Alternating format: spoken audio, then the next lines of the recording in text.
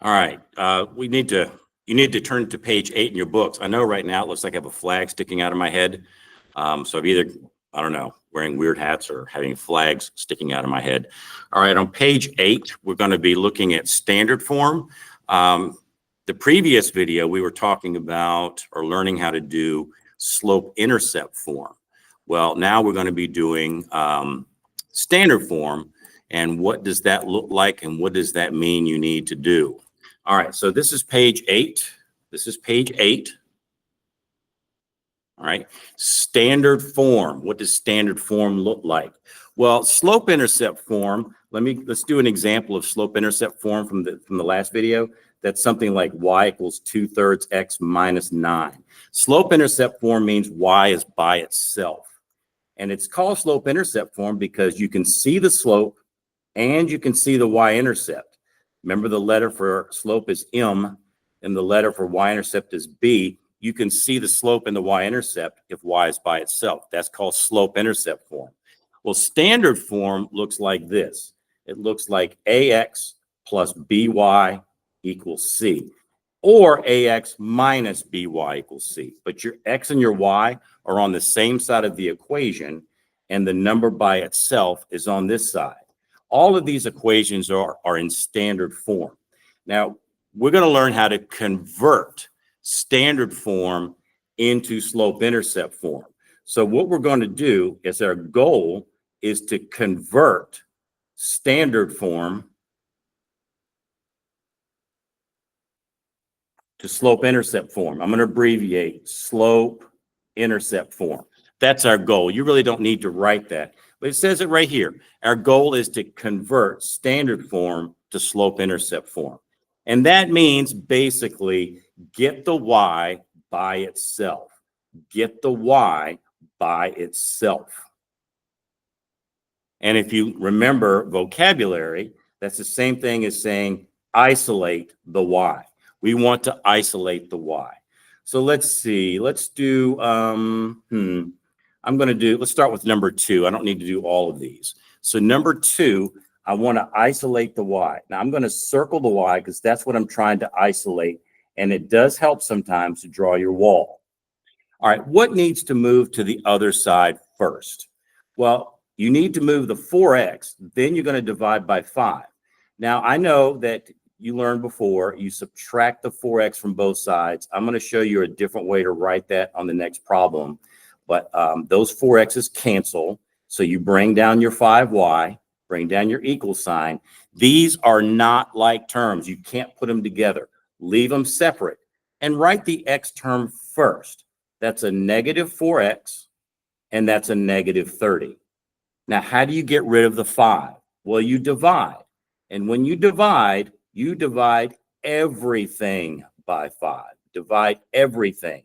So these cancel.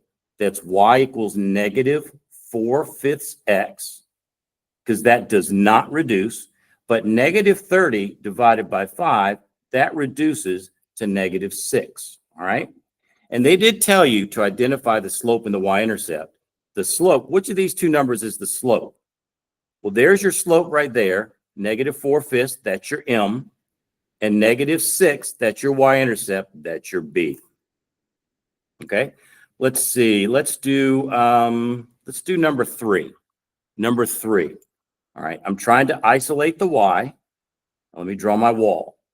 Instead of saying minus x on both sides, it's just as easy, or even better, just take the x, pick it up, and move it to the other side.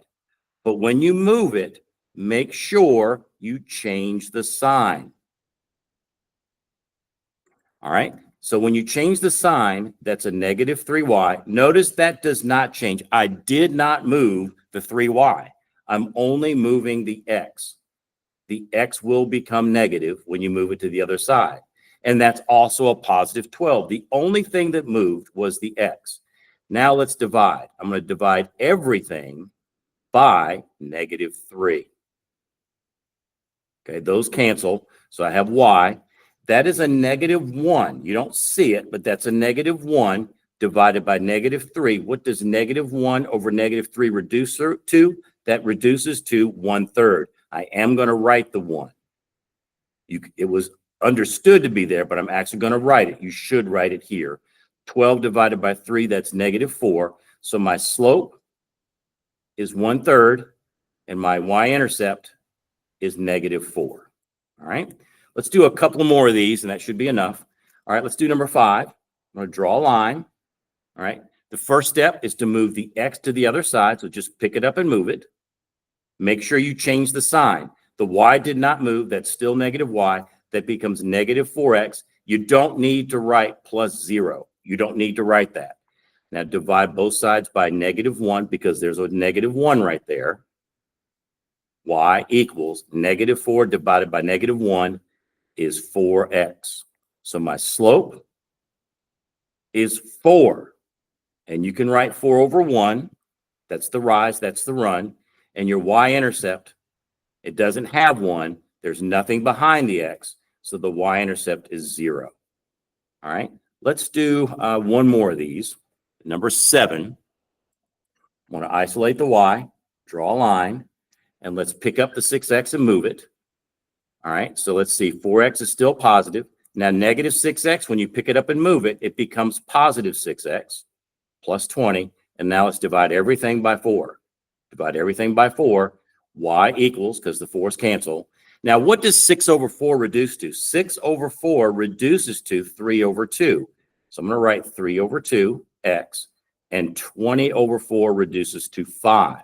My slope is 3 over 2, and my y-intercept is 5.